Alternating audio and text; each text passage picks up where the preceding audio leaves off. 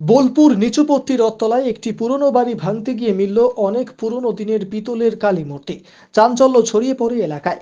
বুধবার বোলপুরের নিচুপট্টি এলাকায় একটি বহু পুরনো ভগ্নপ্রায় বাড়ি ভাঙতে গিয়ে মিলল একটি পিতলের কালী মূর্তি।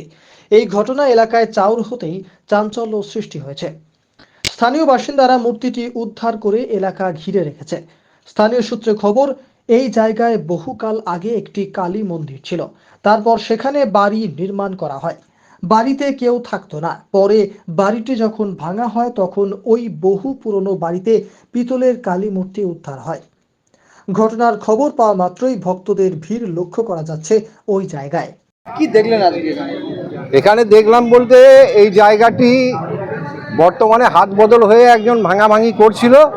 তো এখানকার স্থানীয় কিছু দু চারজন দোকানদার তারা সকালে একটু ধূপ ধুনোর গন্ধ পেয়ে এদিকে তাকিয়ে দেখে একটি মূর্তির হাত বেরিয়ে আছে। পরে আমাদের এইখানকার স্থানীয় একটি ছেলে ব্রাহ্মণের তাকে ডেকে তারা এই মূর্তিটি উদ্ধার করে। ছেলেটির নাম হচ্ছে রামকৃষ্ণ চ্যাটার্জি এবং এই মূর্তিটা এখানে দীর্ঘদিন ধরে বহু পূর্বে সেই সিপাহী বিদ্রোহের আমল থেকে এখানে একটা পঞ্চমুণ্ডির আসন হয়ে কালী প্রতিষ্ঠিত ছিল। সেই বর্তমানে সেই মা কালীর পুজো বোলপুর কালীবাড়োয়ারি তলায় অনুষ্ঠিত হয় চৈত্র মাসের 20 তারিখের পর শেষ মঙ্গলবার। এবং সেই মূর্তির পুজো দেওয়ার আগে আমরা এখানে এই মাটিতে এসে পুজো পাল দিয়ে সংকল্প করে তবে সেই পুজোটা শুরু হয়। এবং আজকে এই মূর্তি পাওয়ার মধ্যে দিয়ে মোটামুটি প্রমাণিত হয়ে যাচ্ছে যে এইখানেই মূর্তি ছিল এবং পূর্বেও এখানে পুজো পাল হতো। এরপরে কি চিন্তা ভাবনা রয়েছে এখানে? চিন্তা ভাবনা বলতে আমাদের তো বহু পূর্বে থেকে ইচ্ছা ছিল এখানে একটা মন্দির করার, কিন্তু বিভিন্ন রকম পরিস্থিতির জন্য জায়গাটি থেকে হাত দিত না, যেহেতু মায়ের মন্দির আছে বলে।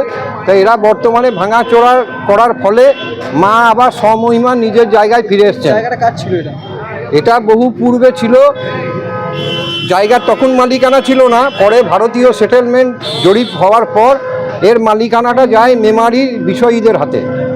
বর্তমানে বোলপুরে গোলকবিহারী চট্টরাজের নাতি রাজা চট্টরাজ এই সম্পত্তিটি খরিদ করেন। তিনিই ভাঙাভাঙি করছিলেন এখানে। এবং আজকে মূর্তি পাওয়ার মাধ্যমে আমাদেরও একটা দৃঢ় বিশ্বাস স্থাপন হয়ে গেল যে হ্যাঁ, পূর্বে মায়ের মন্দিরই ছিল এখানে এবং এই ভূমি মায়েরই ভূমি। আমার নাম? আমার নাম দেবব্রত দুবে।